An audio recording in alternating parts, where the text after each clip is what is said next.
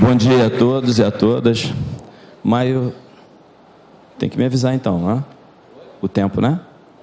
Avisa aí, tá? Parece que vai estender um pouquinho mais. É um prazer estar com todos vocês aqui. Desculpa aí um pouquinho só pela timidez, tá? São amigos, como o Maio falou. Esse nosso trabalho é um trabalho necessariamente em equipe, sempre. Ninguém trabalha isoladamente quando você fala principalmente na investigação de homicídios, uma investigação extremamente complexa, difícil mesmo. E eu começo a minha carreira na Polícia Civil em 1988. Eu tenho 29 anos de Polícia Civil, sou inspetor de Polícia Civil do Estado do Rio de Janeiro e lotado lá na DH há 21 anos. Foi uma escolha inicial, não consegui ir para a Delegacia de Homicídios e foi bom.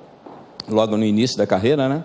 Você entra extremamente empolgado e começa a fazer relatórios de homicídios. Difícil você não se apaixonar pela matéria. Existem duas formas de você trabalhar. Eu sou um investigador de homicídios nesse momento. Duas formas de você trabalhar com investigação. Uma delas é o comprometimento e a outra o envolvimento. Então, o Maia até citou agora o doutor André Leiras, que está envolvido numa investigação. É mais do que isso. É estar comprometido com a investigação. E aí eu diferencio isso falando da vaca e do porco. A vaca, ela está envolvida no processo, cede o leite para o queijo. Já o porco não, ele está comprometido. Ele é o pernil. Então, se você não tem essa vontade de investigar, de se comprometer, nós montamos na Homicídios o CSI. Se sai. Se tem preguiça, se está só envolvido, é melhor ir embora, porque você não vai se divertir. O que eu julgo importante e o que eu vou colocar aqui o tempo inteiro é a minha opinião. São as minhas opiniões a respeito desses temas. Essa ferramenta que eu trago para vocês, a psicologia forense, e um pouco mais a psicologia criminal, que é o que nós fazemos, e vamos parar por aqui, né, para que vocês prestem um pouco mais atenção na arte de investigar, porque isso aqui é uma arte. E a arte, ela tem aspectos extremamente subjetivos. Nem tudo pode ser explicado numa arte. Isso é muito bom, porque muitas pessoas procuram os segredos de uma investigação e na maioria das vezes elas não encontram. Por quê? Extremamente subjetivo. Cada passo da investigação, na objetividade, como a doutora Denise falou agora, da perícia criminal, que você tem que ser objetivo, à procura de uma prova material. Nós estamos focados nas provas testemunhais. Claro que você tem que entender muito dessa prova material, porque a testemunhal tem que trazer congruência com essa prova material já exposta pela perícia. Você não trabalha sozinho, vai lá e escuta, olha, é um objeto, esse objeto que foi utilizado para essa morte, é um objeto pérfuro cortante. E aí ele vem e diz que matou, na confissão, matou a vítima com uma paulada. E aí o perito fala, olha, acende uma luz aqui que não é bem assim. Ele está querendo testar o seu conhecimento. Olha, eu tenho a mania de dar aula de tudo. Então já vão acenando aí e deixando as perguntas para depois. Porque você bate num ponto e no outro e a investigação é assim. Como se você abrisse uma ducha e descesse todo esse conhecimento sobre você. E você precisa saber disso tudo, sim. Então, muitas vezes você começa a falar de prova material, prova testemunhal, da mentira, do blefe, enfim, que a mentira tem que estar sempre sendo contada muito perto da verdade, e se ele não conta essa mentira próximo da verdade, não há congruência com a prova material, você tem que insistir, e começa numa entrevista, e não tem o tempo para acabar, tem que ter envolvimento, tem que ter comprometimento, você tem que conhecer a matéria. É uma matéria multidisciplinar, você tem que saber de tudo, mas não pode se tornar o animal mais completo da face da terra. Vocês sabem qual é? O pato. Faz de tudo, anda, nada, voa, corre, tudo que ele faz é uma porcaria. Porque você encontra muita gente no mercado, falo mercado aspas, né? Dentro na esfera do nosso trabalho, da investigação, que o cara é bom em tudo. Eu tenho medo, eu não sou bom em tudo. Eu escolhi fazer psicologia porque iniciei um trabalho dentro da Homicídios pela via da descoberta de paradeiros.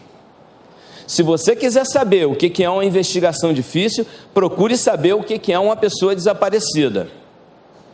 Procure saber, junto de uma família que traz a informação, a família muitas vezes guardando segredos, colocando em doses homeopáticas cada uma daquelas informações para proteger a pessoa desaparecida. E aí o investigador tem que começar a separar e passar a entender que ele não é só um investigador, mas ele é um investigador. E aí entra a minha escolha pela psicologia, vendo alguns colegas trabalhando dentro da descoberta de paradeiros e que saía de uma entrevista, muito raramente de um interrogatório, que o que nós fazemos mais é entrevista, ele saía tranquilo, flutuando. E você que não tem formação em psicologia, ou pelo menos não bebe na fonte, não precisa ser um psicólogo para fazer o que fazemos, você tem que gostar de pessoas. Ele saía flutuando porque ele disse, Freud diz para você manter uma conversa flutuante. Eu tenho como marca conversar e me emocionar. Gosto muito disso, mas nada do que você faz na sua vida, principalmente profissional, principalmente policial, você pode fazê-lo em exagero. Você descobre estudando psicologia que a diferença entre um homem normal e um anormal é o exagero. Um homem doente é o homem normal, o homem doente é um normal, só que exagerado. Você tem um monte de vontades por aí, você não faz, o louco faz. Você tem as mesmas vontades. Para que você consiga entender a cabeça desse homem, falando de louco aqui, a fração de homens doentes na esfera da nossa investigação é muito pequena. São os normais, que fazem coisas assustadoras. E você precisa entrar na mente desse criminoso para que você consiga entender o espaço psicológico desse sujeito nas suas escolhas, que eu sempre digo, você fez uma escolha muito difícil. E numa escolha difícil, a saída é sempre muito, muito, muito, muito difícil. Há que tomar cuidado sempre com a escuta diferenciada. Não precisa ser psicólogo, eu repito, tem que gostar de ouvir, tem que gostar de conversar. Se hoje você perguntar o que você gosta mais, eu digo, gosto de me emocionar. Porque sem emoção, nesse tipo de trabalho, esquece. Se sai. Muita gente não entende isso. Muita gente não entende isso. Mas, dizem, psicólogo estressado. Não. Aquele psicólogo, não sei. Se não sei, é complicado, né? Porque você precisa ter sensibilidade. E nós estamos falando de arte. E arte, querido, ouça as batidas do seu coração. Esse é o chamado da justiça. Ah, mas eu não sei, eu cheguei ontem. Ouça o seu coração. Se comprometa com a investigação, e você tem que procurar aquilo que ninguém vê. Essa é a ferramenta. A psicologia forense é para apoio aos tribunais, e em algum momento você vai precisar muito de passar por todos esses processos. Você está na investigação, e daqui a pouco você está lá no tribunal, e daqui a pouco já tem um júri, e aí o senhor defensor e os outros, ele precisa disso, ele tem todos os seus direitos e garantias constitucionais, ele vai tentar testar o seu conhecimento. Ele vai colocar aqui em julgamento a sua investigação. E você tem que entender disso. Ali é um teatro. Eu começo pelo teatro, fiz um pouco de teatro pelo Planetário da Gávea, e isso me ajuda muito. Você precisa saber muito. Não pode parar de estudar, não pode parar de trabalhar. É uma atividade de extrema inteligência, emocional muito mais, porque eles testam os seus nervos. É um moedor de carne de gente. Muita gente adoecida nas nossas atividades. Por isso, essa ferramenta é muito importante. O que faz? Apoia os tribunais. O que é o somatório de duas ciências extremamente importantes: psicologia e direito. Tem que andar de mãos dadas. Estabelece-se uma fronteira, você sabe até onde você pode ir, mas em algumas oportunidades você tem que dar as mãos e conversar um com o outro.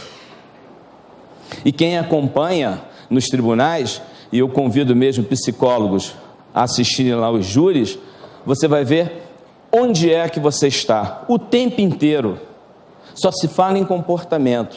Hoje, para o direito, é o que aquele sujeito queria fazer. E o que é mais difícil para um homem? Dizer o que você quer. O que você não quer, você sabe. Como é que a gente faz para ser infeliz? Fácil. E para ser feliz? Não tem. Não existe uma mágica, não existe uma fórmula. Então entra um psicólogo ou alguém que gosta muito de gente para entrevistar uma pessoa. Foi o que o Maio falou aqui. Como é que ele falou? Ele falou alguma coisa aqui. Pessoas. O que ele falou? Pode falar. O que ele falou, gente? Quando ele falou de pessoas, gente. Não, gente. Essa gente. Né? É isso mesmo. Porque se você não tomar cuidado, você vai esquecer que você está ao lado de pessoas, convivendo com essas pessoas, fazendo a sua investigação. A mais difícil é trazer a prova testemunhal, a confissão, porque ele vai confessar e muitas vezes ele vai desconfessar. Lá no tribunal, ele compromete o seu trabalho porque você não gravou. Na DH, onde eu estou lotado, tudo é filmado, querido, gravadinho em áudio e vídeo.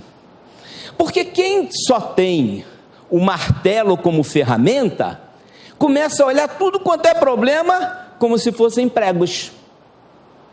É por isso que um homem destrói, arrebenta a cabeça da mãe dos seus filhos no feminicídio. A mulher que ele jurou proteger, agora ele é o predador daquela casa. E como confessar um crime desse diante dos seus filhos, se não com a nossa ajuda? Entendam, não é fácil. E você tem que manter-se à distância, não forçar a entrada. A maior prova de amor que existe entre um ser humano e o outro é manter-se à distância e não forçar a entrada. Você tem que ser muitos, querida. É muito difícil, e quando ele chega, eu digo, você não está confessando porque é difícil, porque você teve uma escolha muito difícil, querido. E segundo Einstein, você não pode resolver o seu problema num estado igual àquele que você estava quando você produziu aquele evento, entenderam? Não, né? Mas eu vou explicar, porque eu tenho todo o tempo do mundo, eu não estou trocando tiro com ninguém, eu estou na minha sala, silenciosa, eu falo sempre assim, meu querido, por favor, sente-se, eu sei que é um momento difícil na sua vida. Entenderam o artista? Entenderam a dificuldade do seu trabalho? Você acha que alguém vai chegar e vai botar no seu bolso ali, ó, pá, tá aqui, ó, a cartilha da vida dele? Todo ser humano tem segredo. E aquele que mais gosta dos seus segredos é aquele que está mais propenso a falar do segredo dos outros, o fofoqueiro. E no nosso trabalho, no dia a dia, nós pegamos a constelação familiar, usando os pais, né? Usando aspas, né, gente? Trazendo essas pessoas para a investigação, porque eles estão muito preocupados com a verdade. Qual é a razão do nosso trabalho? Procurar a verdade. Com o quê? Transparência, humanidade, nas garantias dos direitos constitucionais deste homem, deste ser humano, biopsicossocial, com todas as suas culturas. Hoje nós temos no nosso território do Rio de Janeiro estrangeiros culturais que resolvem tudo na faca. Olha a faca! E aí você tem que olhar e falar assim: era o único objeto que estava em suas mãos, né, querido? Não, foi de repente. Tomei uma banda, a louça estava na mão, subiu, e quando eu fui caindo, o meu algoz, aquele que ia me matar, eu de repente vi a faca caindo. Estão vendo as panelas, tudo subindo, e vem caindo uma faca. Vocês já deram uma sorte dessa? Eles dão. E eu estava ali, não sabia o que fazer, e ela discutindo, dizendo que se eu não voltasse para ela, ela ia se matar. Ela mete a mão na sapateira e pega uma faca. Sapateira, uma faca? Gente, você vai ficar maluco se você não entrar na cabecinha dele. Ele na realidade está mentindo para você, só que a mentira dele está longe da verdade. Eu falei, na sapateira? Ela meteu a mão na sapateira e falou assim: eu vou me matar. Só que ela não percebeu, uma faca muito afiada, e de longe eu vi o sangue escorrendo, e eu falei, eu tenho que salvar essa mulher.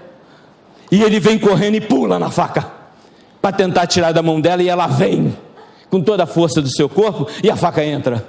Olha que coisa, que azar esse homem. E eu tenho que ficar ali, o quê? Cara de paisagem, estado de epoquê, em neutralidade e espontaneidade. A neutralidade, não trago nada de mim para aquela cena. Eu chego numa cena, geralmente vem um assassino, e o assassino está sempre vestindo aquela camisa daquele time que começa com F, eu não falo, porque não é Fluminense. E aí eu chego e falo assim: seu tricolor, por favor, não olha isso, esse rapaz, não, ele é gente boa, né? Ele está com essa camisa, mas deixa.